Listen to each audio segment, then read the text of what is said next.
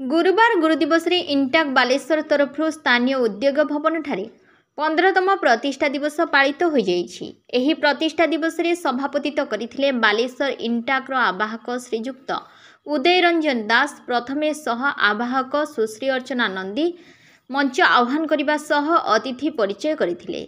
आवाहक श्रीजुक्त उदय रंजन दास स्वागत भाषण देथिया बेले सह आवाहक श्रीजुक्त संग्राम कुमार दास वार्षिक विवरणी पाठ करथिले। मुख्य अतिथि भावे श्रीजुक्त सुधाकर नायक अतिरिक्त जिलापाल साधारण बालेश्वर निज वक्तव्य कहिथिले कि पूर्वरु इंटाक बालेश्वर द्वारा फकीरमोहन महाविद्यालय ऐतिह्य सभागृह और लाल गिरिजार पुनरुद्धार पाई जो पदक्षेप नहीं ताहा स्वागत योग्य।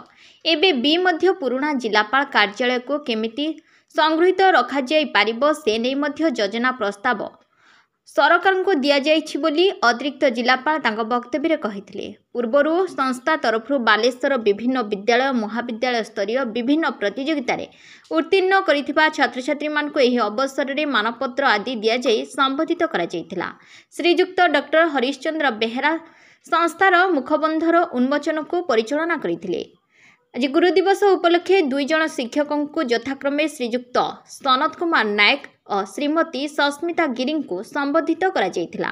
अन्यमानक मध्य श्रीमती अलिभा दास, गीतांजलि पाणिग्राही, सत्यनारायण नंद, सौरभ बेहेरा, मातृदत्त दास, विकास कुमार दास, जसोदा रंजन आस, डॉक्टर देवाशीष मिश्र, गौरीशंकर नायक, भावग्राही महांती, गिरिजा मिश्र, संघमित्रा महांती, प्रदीप्त पंडा, शेख सलीम प्रमुख एही प्रतिष्ठा दिवस परिचालन रे सहयोग करथिले। शेषरे अतिरिक्त सह आवाहक श्रीजुक्त निकुंज बिहारी दास समस्त को धन्यवाद अर्पण करथिले। धन्यवाद,